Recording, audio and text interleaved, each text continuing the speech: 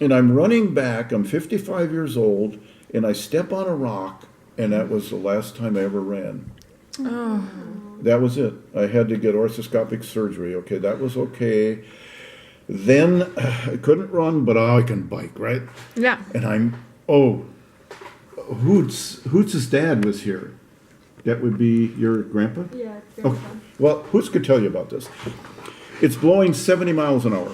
And Hoots was living out the road someplace. Okay, he's out the road, and his dad is visiting here. So his dad is biking in. And we're right next to the cemetery.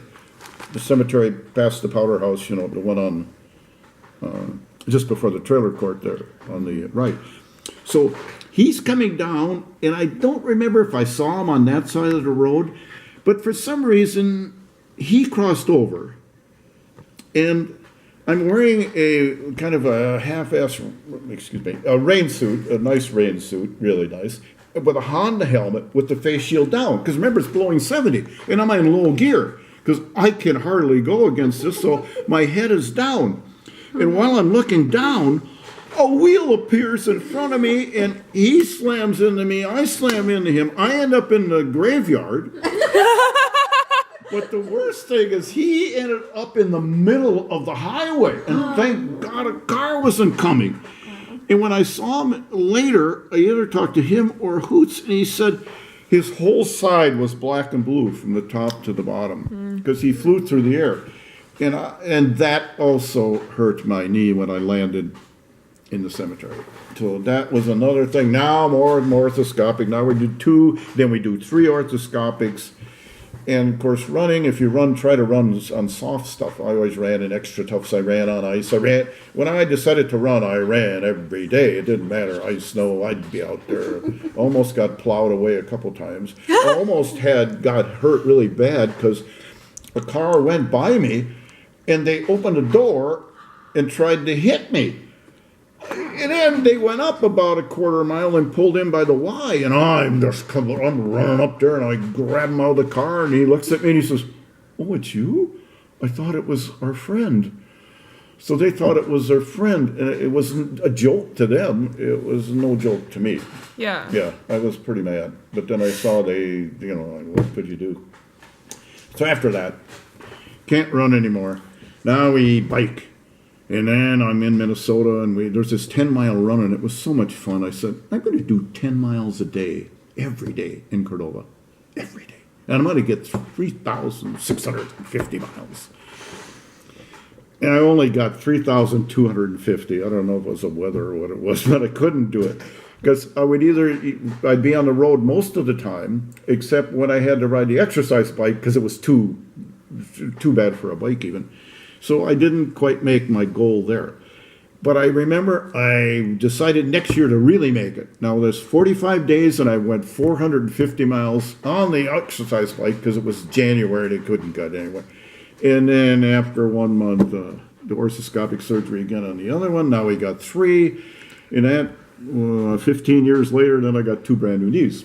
And now, you don't think about them anymore. So don't worry about getting new parts. They're out there. Yeah, and they're getting better and better. Yeah. You want to do what you want to do, but they can fix you up. So tell us what makes the grass grow. Oh, this is kind of embarrassing because I'm at St. John's University, which is in Minnesota, at Collegeville, Minnesota, and we have football games. Actually, the Gagliardi won like 500 football games. So this college I'm going to is like a renowned college football, history in Minnesota and across the United States. Because nobody's won that many games. And I'm just telling you, his practices were, because Maisie's brother played for him, his practices were they lay on their back and look up at the sky. No contact. He never had contact until the game. And he does so well. So anyway, so I'm there and it's a beautiful afternoon. It's autumn. The leaves are falling. It's trees around Lake Waltab, which is right next to the stadium. It's just beautiful. So I'm sitting there and we're playing St. Thomas. And I'm sitting there with the Johnnies since it's the cheering, and this was only a men's school because the girls' school was 4 miles away from where the men's school was. Anyway, I'm sitting in the stadium and with the Johnnies, because you call the Johnnies were the pep, the pep squad. So I'm sitting in there, and somebody from St. Thomas gets really nailed, and he's laying on the field, and he's just like, oh. So they back the ambulance right onto the field, and while they're backing up the ambulance, and this is when I cringed, the Johnnies are screaming, blood, blood. Blood makes the grass grow. This is a true story. That's how this started. And I'm going, you guys are nuts. He may never walk again. Blood, blood, blood makes the grass grow. And I'm cringing, oh God, what am I doing with this school? It was like abhorrent to me. But that's how the call, because it was so stupid. I couldn't believe it. You don't cheer when somebody gets hurt that way. It was so stupid you kept it for these many years.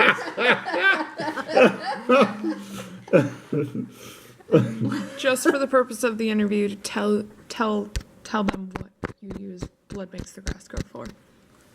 What makes the grass grow? Yeah, tell them what you use it for. Oh, When well, I use it for Halloween, and I have it recorded. At first, I only recorded a little bit, but then there would be so many trick-or-treaters, I would run out of tape, and it would go back to Dick Shelhorn telling about basketball, because I taped over, and it would go from blood makes the grass, free throw line, 10-second line, oh, that's a good defense. So then I had to add more. Now I got the whole tape, and every year I get out the same tape and plug it in, and I don't have to worry. It's long enough for me to get more candy for the next batch who are coming.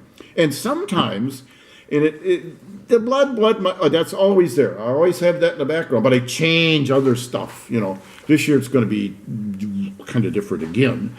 And I've had a few moms rap at the door and say, it's not going to be too scary, is it this year? Because on my door, I can't see through it. So when I open the door, I don't know if they're little tykes or big tykes. And big tykes you can handle. Yeah. But the little tykes, especially when you come out with I have a nail like this painted red with a bucket of blood. And it says blood donation center on the thing, and I'm wearing a mask, and they open the door and say, what are you here for? Trick or treat. I said, no, this is for blood. Let me see your arm, and then, and then I shake the bucket of blood, which is red Kool-Aid.